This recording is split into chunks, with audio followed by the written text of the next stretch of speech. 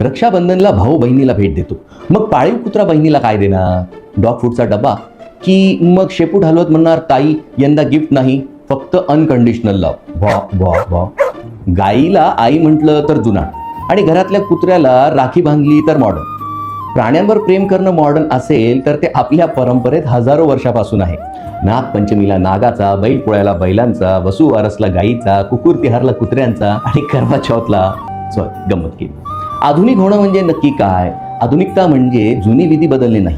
आधुनिक व्हायचं असेल तर परंपरेचं बाह्य स्वरूप बदलण्यापेक्षा तिचा अंतर्भाव समजून घेणं जास्त गरजेचं आहे. परंपरा म्हणजे फक्त साडी, ओढणी, विशिष्ट कपडे किंवा विधी नाही.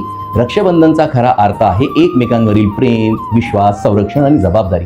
आठवा, कृष्णाचा बोट कापल्यावर द्रौपदीने साडीचा पदर फाडून दिला आणि रजस्वला असताना ती एका वस्त्रात होती, तेव्हा भर सभेत तिला अनंत वस्त्र पुरवणारा श्रीकृष्णच होता. या रक्षाबंधनला फक्त आपल्याच बहिणीची रक्षा करू नका, सगळ्या स्त्री समाजाच्या सन्मानाची रक्षा करा. कारण आपल्या बहिणीसाठी जे योग्य वाटतं तेच दुसऱ्याच्या बहिणीसाठीही योग्य असायला हवं. आपल्या बहिणीवर जसं प्रेम करताना तसाच आदर दुसऱ्यांच्या बहिणीला पण करूया. राखी पौर्णिमेच्या हार्दिक शुभेच्छा.